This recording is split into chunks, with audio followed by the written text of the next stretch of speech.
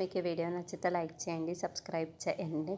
పంతులు గారు క్రిష్ వాళ్ళ ఇంటికి వచ్చి 2 రోజుల్లో మంచి ముహూర్తం ఉంది, మీకు ఎలాంటి అభ్యంతరం లేదు కదా అని చెప్పేసి అంటాడు. ఆ మాటలు వినగానే అక్కడున్న మహాదేవయ్య మాత్రం మాకు ఎలాంటి ఇబ్బంది లేదు అని చెప్పేసి అంటాడు.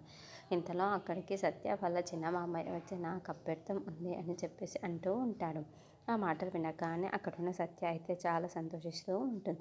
ఇంట్లో ఉన్న వాళ్ళందరూ ఒక్కసారిగా షాక్ అయిపోయి అక్కడున్న వాళ్ళ చిన్నయ్య మామయ్య వైపుకు చూస్తూ ఉండిపోతారు.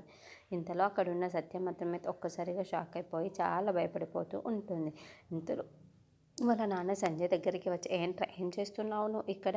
ఈ అమ్మాయిని పెళ్లి చేసుకోవడం ఏంటి? నువ్వు ఆ ఫారెన్లో ఒక అమ్మాయిని ప్రేమించి పెళ్లి చేసుకుంటానని చెప్పి సంజయ్ని పెళ్లి చేసుకోవడం ఏంటిరా అని చెప్పేసి అడ్డు ఉంటాడు. ఆ మాటలు వినగానే అక్కడున్న సంజయ్ అయితే ఒక్కసారిగా షాక్ అయిపోయి వాళ్ళ మామయ్య వైపు అలా చూసి ఉండిపోతుంది. ఇంతలో ఆ సంజయ్ దగ్గరికి వాళ్ళ నాన్న వచ్చి ఏంట్రా ఈ అమ్మాయిని పెళ్లి చేసుకున్నావా నువ్వు?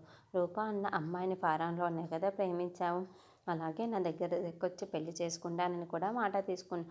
అలాంటిది ఇప్పుడు ఈ అమ్మాయిని మోసం చేసి నువ్వు ఎలా పెళ్లి చేసుకున్నావో నాకు అర్థం కావటం లేదు అని చెప్పేసి అంటాడు. నువ్వు నా కన్న కొడుకు అనుకోవడానికైనా నాకు చాలా సిగ్గుకుందిరా అని చెప్పేసి అంటూ ఉంటాడు.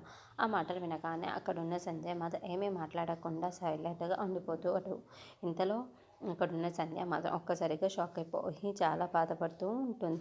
ఇంతలో అది చూసిన సత్యమత అమ్మయ్య ఇప్పుడు వీడి నిజమే ఇప్పుడైనా బయటపడిపోతుంది అని చెప్పేసి చాలా సంతోషంగా అక్కడున్న వాళ్ళ చిన్న మామయ్య వైపుకు చూస్తుంది. ఇంతలో అక్కడున్న సంజయ్ మాత్రం ఏమీ మాట్లాడకుండా సౌమ్యంగా ఉండిపోతాడు.